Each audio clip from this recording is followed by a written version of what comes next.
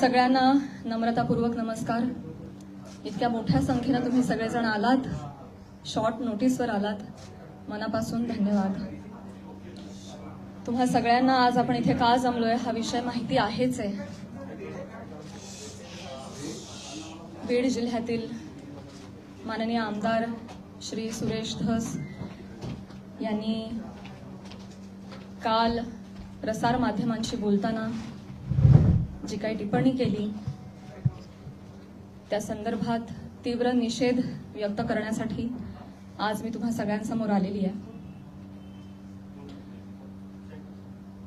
काल नाही तर गेले 1.5 महिन्यापासून हा सगळा प्रकार चालू आहे आणि गेले 1.5 महिने अत्यंत शांततेनं मी या सगळ्याला सामोरी जाते.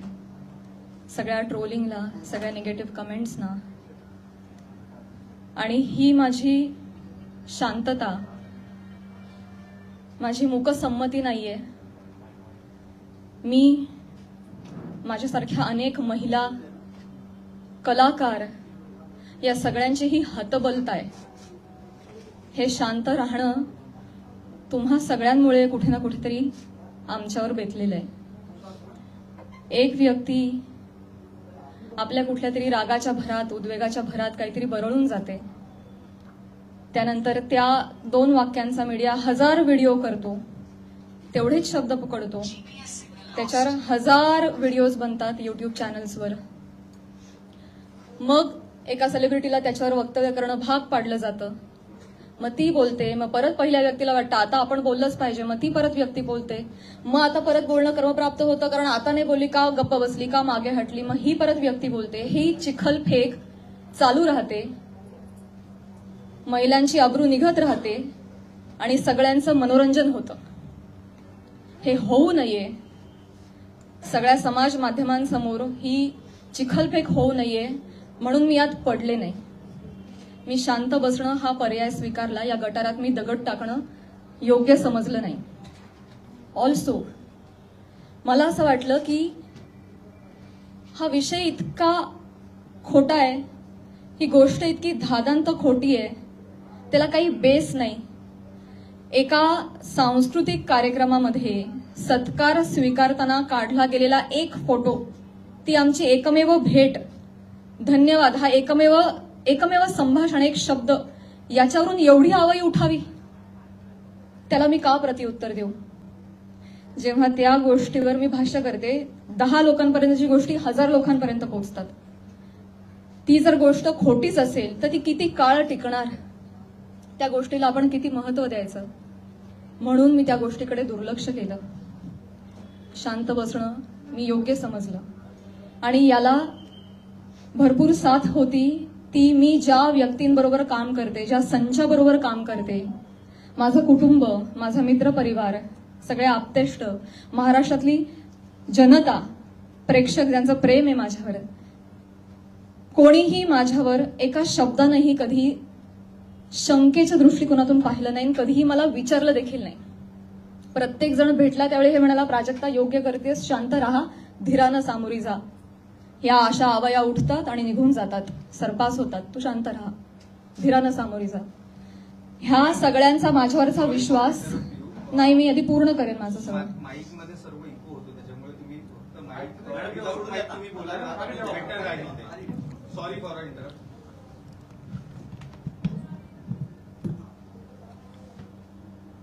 तर ह्या सगळ्या ज्या आवया असतात, जशा निघतात तशाच निघून जातात.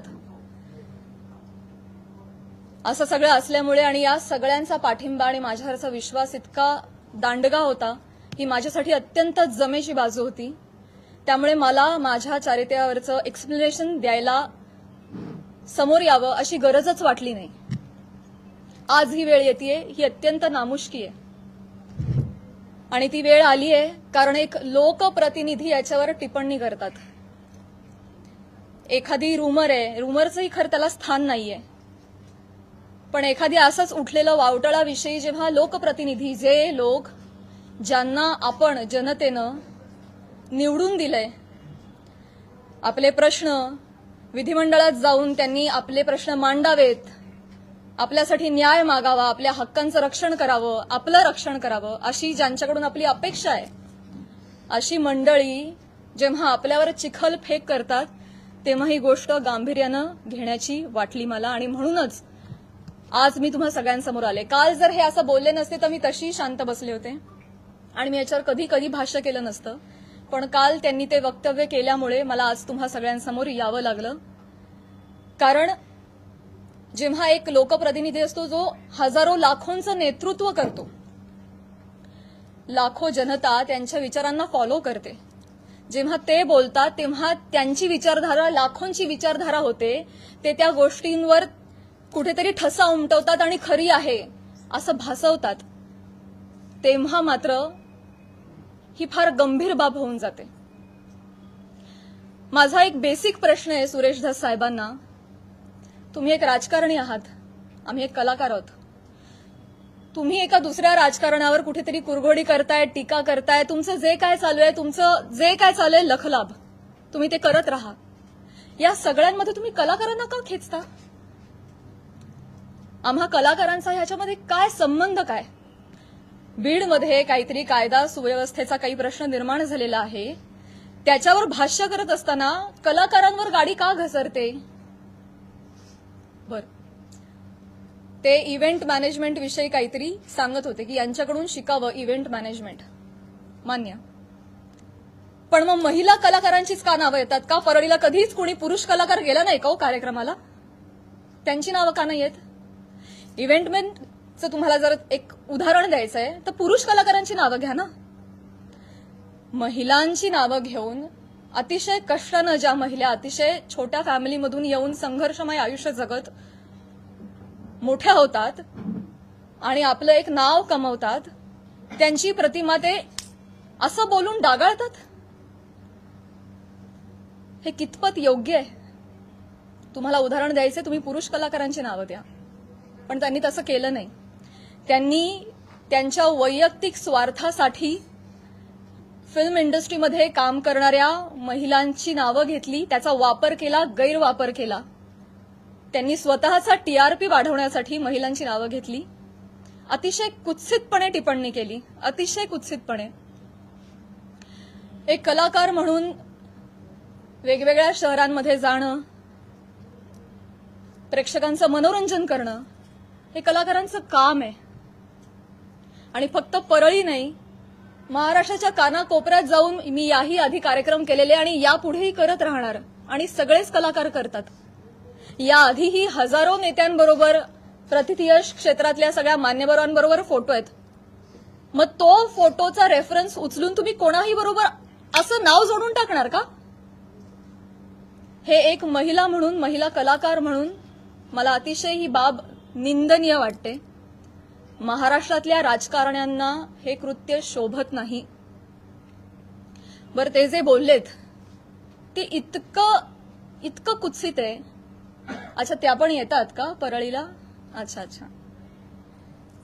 कोणाला जर नवा चित्रपट वगैरे करायचा असेल तर परळी पॅटर्न अवलंबावा. त्यांचा जे काय जवळचा पत्ता वगैरे काय म्हणायचंय काय तुम्हाला?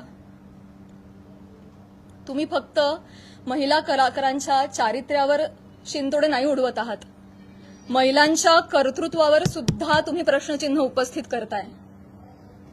का? कुठल्याही पुरुषाच्या किंवा राजकारण्याच्या कुबड्यांशिवाय एखादी महिला स्वकर्तृत्वावर यशस्वी होऊ शकत नाही का? कष्टांनी आणि मेहनतीनं एखादा माणूस मोठा होतो, याच्यावर तुमचा विश्वास का नाही बसत?